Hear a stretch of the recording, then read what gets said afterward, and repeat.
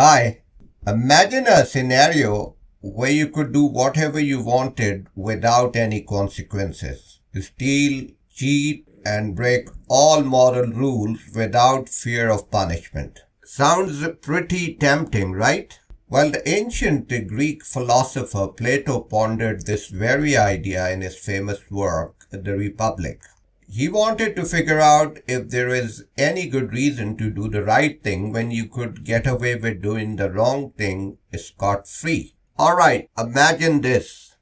Plato's Republic, Book 2, Socrates, Plato, and Plato's brother Glaucon are having a discussion about justice. So Socrates kicks things off by saying, "Hey folks, justice is pretty awesome. It's not just good because it's a means to other good stuff like personal security and prosperity. It's good all on its own." Now, Glaucon is like, hold on a minute, Socrates, prove it. He's not buying it. Not yet. So, being the debate-loving philosopher that Socrates is, he agrees to listen to Glaucon's point of view. Now here is where it gets interesting. Glaucon takes on the role of the devil's advocate. He starts sketching out this philosophy of justice that's a bit different from what Socrates is saying. This philosophy, which modern philosophers call contractarianism, basically says, what's ideal? Being able to do whatever you want even if it's unjust without anyone catching you or punishing you. And hey, nobody should mess with you either. But there's a catch. Glaucon realizes that if there were no rules against injustice, chaos would reign supreme. Everyone would be in constant fear of others doing them wrong. So he admits that it is in everyone's best interest to have rules that prevent injustice. But here is the twist. Glaucon isn't just saying justice is some noble, virtuous thing in itself. No, he's arguing that it's only good because it helps protect the things we really care about, like our safety and well-being. So there you have it, the epic showdown between Socrates and Glaucon on the nature of justice and ethics. It's a clash of ideas that has fascinated thinkers for centuries and still does. Imagine this, Glaucon has a mind-bending thought experiment up his sleeve. He calls it the Ring of GES. That's English pronunciation. Greek can be jahy-jeez or jahy-jeez, or there's a couple of varieties, but we'll go by 𝐦𝐤𝐬. So it's like a philosophical twilight zone. Here's the deal. There's this guy named 𝐦𝐤𝐬, just your average shepherd in the kingdom of Lydia. One day, boom, an earthquake strikes and a mysterious hole opens up where 𝐦𝐤𝐬 is chilling with his sheep. He goes down, and what does he find? A ring. And not just any ring though. This ring has some serious mojo. When 𝐦𝐤𝐬 slips it on and turns it inward, he becomes invisible. Yeah, you heard it right. Invisibility mode activated. Now, 𝐦𝐤𝐬 has a front row seat to a whole new world of mischief. So what does he do? Well, he goes all rogue. First, he uses his newfound invisibility to cozy up to the queen. Then things take a dark turn as he and the queen hatch a plan to off the king. The very king 𝐦𝐤𝐬𝐬 had sworn to serve. Long story short, 𝐦𝐤𝐬𝐬 becomes the ruler of the kingdom. Now you might think, wait a minute, this sounds like something out of the Lord of the Rings. But here's the twist. 𝐦𝐤𝐬𝐬's ring isn't your typical magical ring. It doesn't corrupt him or control his actions. Instead, it reveals his true nature, true intentions. So it turns out that 𝐦𝐤𝐬𝐬 was always a guy who only followed the rules because he was afraid of getting caught.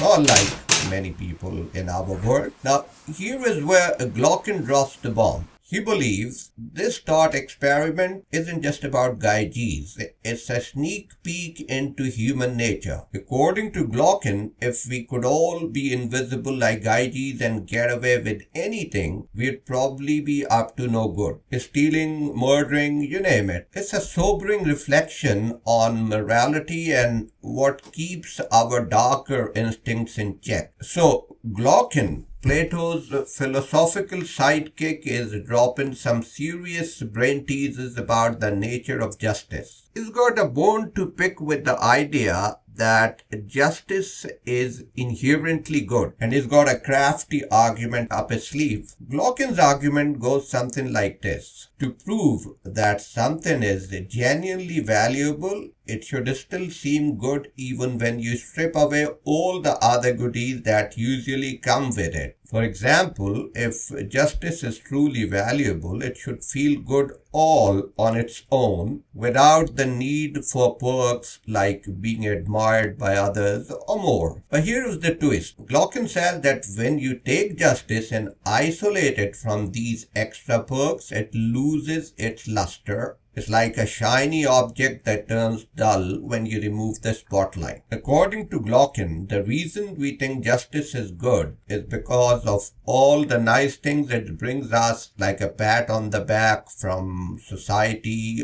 or more rewards. So 𝐸𝐿 paints a scenario for us. Imagine a person who is perfectly unjust, like 𝐦𝐤𝐬s, and another person who is perfectly just, but their fates are flipped. 𝐦𝐤𝐬s frames someone else for his wrongdoings, and that innocent person ends up suffering, even getting tortured and executed for crimes they didn't commit. Meanwhile, 𝐦𝐤𝐬s is living the high life, enjoying a sterling reputation. Now ask yourself, would anyone in their right mind choose to be that poor, helpless, and perfectly just person in this messed up situation when they could be 𝐦𝐤𝐬s, reaping all the rewards of being unjust? It seems like preferring a flashlight with no batteries or valuing money that can't buy a thing. In 𝐸𝐿's view, justice only shines bright because of the goodies it helps us snag individually. It's not inherently valuable, it's more like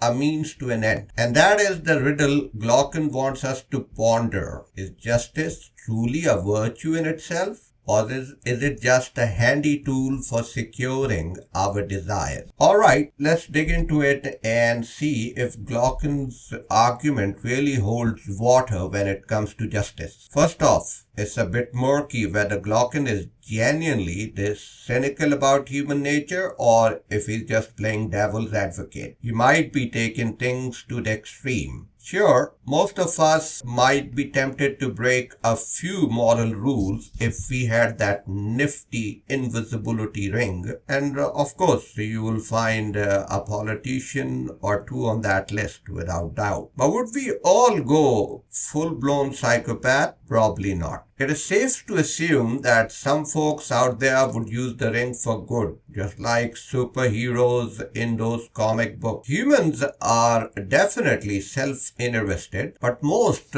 also have a dash of care for others mixed in. 𝐸𝐿 argues that not many folks would willingly choose to be punished as a just person instead of being rewarded as an unjust one. But hold on, they might indicate a few different things. It could suggest, as 𝐸𝐿 hints, that being just doesn't always provide the strongest motivation. But here is the thing, this doesn't automatically mean that justice isn't inherently valuable. It could simply mean that sometimes other reasons might outweigh our commitment to doing what is just. It's like having a pile of reasons on one side and our sense of justice on the other. Those other reasons can tip the scale, but it doesn't mean justice doesn't have its own intrinsic worth. On the flip side, it might also highlight that doing the right thing, being just, can be incredibly tough. It's like trying to climb a mountain. It's not always easy, but it doesn't mean the view from the top isn't worth it. So 𝐸𝐿's argument,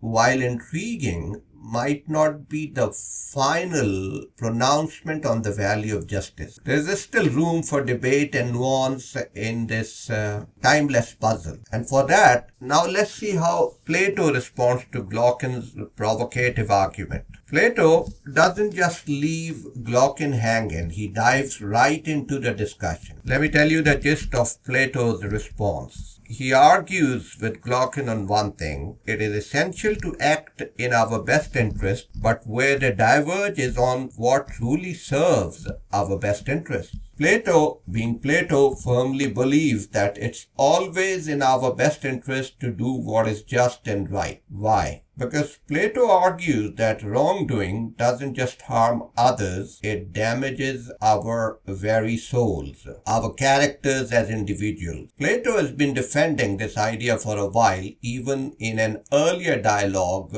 called 𝐭𝐻. Plato acknowledges that there is a persistent question that nags at us. What should we do when our self-interest clashes with our moral duties? It's like a battle between doing what is right and doing what benefits us the most. And these questions keeps thinkers up at night and often in life keeps us awake also. But Plato's response sets the stage for a deeper exploration of why we should be moral, even when it seems like self-interest might lead us in another direction. So it's a timeless moral dilemma that continues to intrigue and challenge people, thinkers, all deep minds to this day. In the world of ethics, the Ring of GES has become a symbol of the timeless struggle between self-interest and morality. Plato's response to 𝐸𝐤𝐾's challenge reminds us that the value of justice and ethics isn't just about what is in our best interest. It's about the very essence of our character and the well-being of our soul. As we reflect on the thought-provoking debate